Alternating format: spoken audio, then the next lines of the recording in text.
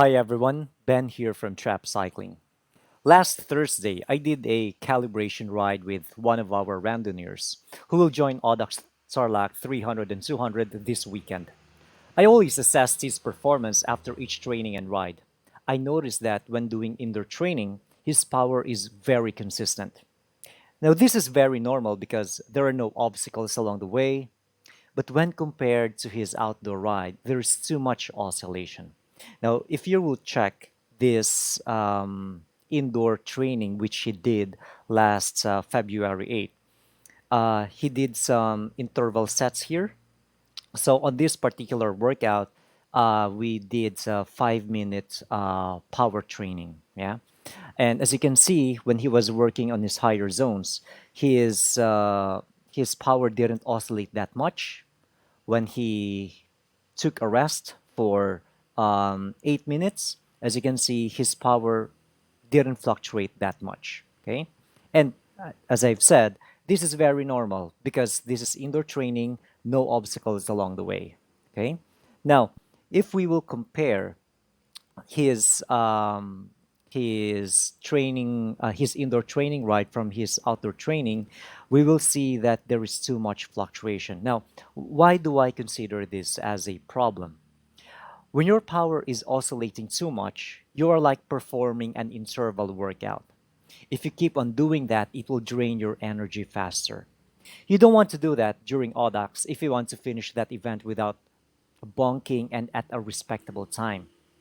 It's a different story, of course, if you're aiming to set the fastest time. So let's look at his performance last Audax Batangas.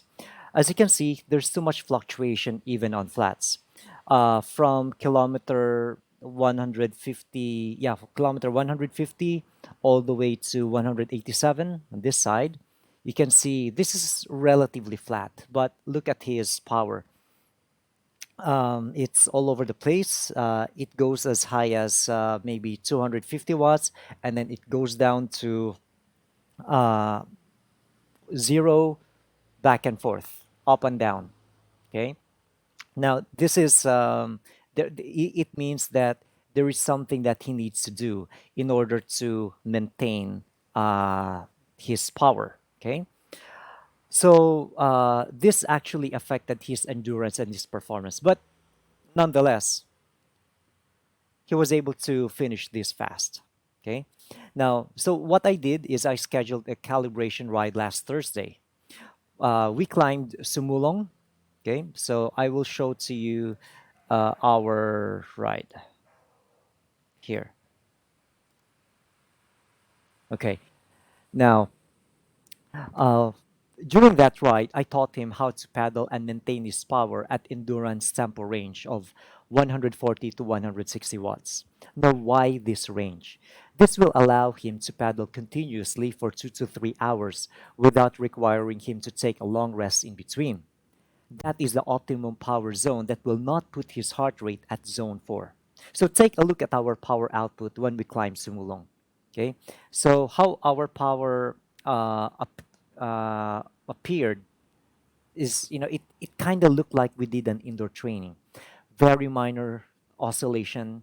Even though we did some zones 4, 5, and 6, our heart rate didn't reach those levels. So this upper part is his performance, okay, and the lower part is my performance during that particular ride. Now, let's check during the start of the climb. As you can see, there's too much fluctuation. The reason for this is it was traffic. But when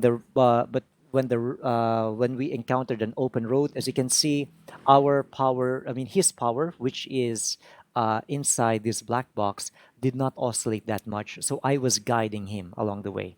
Now look at my power, which is inside the red box. No fluctuation at all. It's very consistent. Okay. Um, if you're gonna check his the fourth, the third, and the fourth box, black box. As you can see here, I told him let's do 60-second sprint, and so for him that is around 200, between 220 to 230 watts. So as you can see here, he was very disciplined in maintaining that range, that maintaining within that power range. And he did the same for the other boxes. Okay.